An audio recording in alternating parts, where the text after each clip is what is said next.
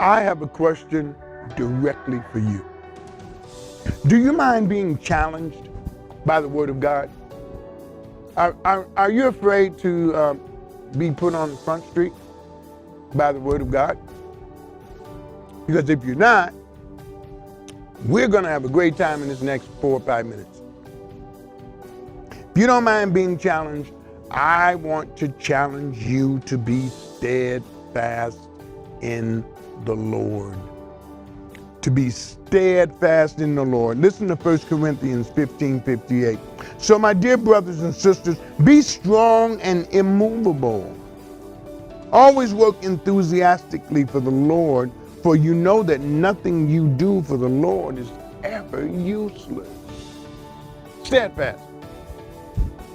Do you remember when you weren't as committed to God as you may be now? I remember my life in the world, my life of sin. I was steadfast in doing the devil's work. I was faithful.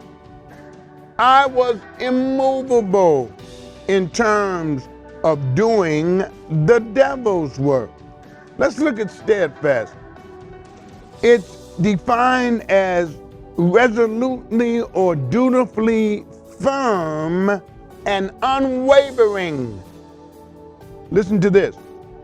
Firmly fixed in place. Immovable. Not subject to change. Firm in belief, determination, or adherence. Loyal. Do you remember when all of those things fit you when it was pertaining to other subjects? How loyal and determined you may have been to your dream or your aspirations? Do we have that same kind of loyalty for God? Being steadfast and immovable in our beliefs, our doctrines, our actions. This is the whole point of growing in the Word of God. So often we are so flexible in our commitment to God. Up one day, down another.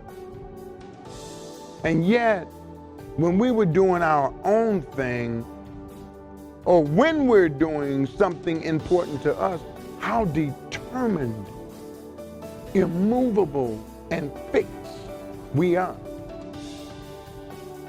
How about being steadfast in the Lord? How about being steadfast, immovable, firm, fixed in your studies and your habits, in reading the Bible on a consistent basis? I'm not even saying every day, though you should, but at least some semblance of consistency. I do fear that we're too cavalier about our work as it relates to God and His purposes.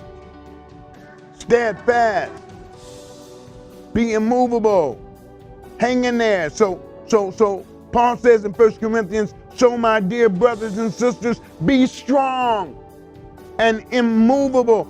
Always work enthusiastically for the Lord with exuberance, joy, excitement. God has been so good to all of us. Shouldn't we stop and think a moment? Should we be as cavalier about God as we are about a baseball game or stroll through the park? God has fed us, kept us, loved us, protected us. And we should be steadfast. Paul said it this way. He said, it's time to move away from milk and get to the meat of this thing. We need to be moving toward maturity, moving toward being able to discern God's goodness and be able to see all that He's done for us and our accountability to Him. It's time, don't you think, to be steadfast in the Lord, fixed and unmovable. Think about it.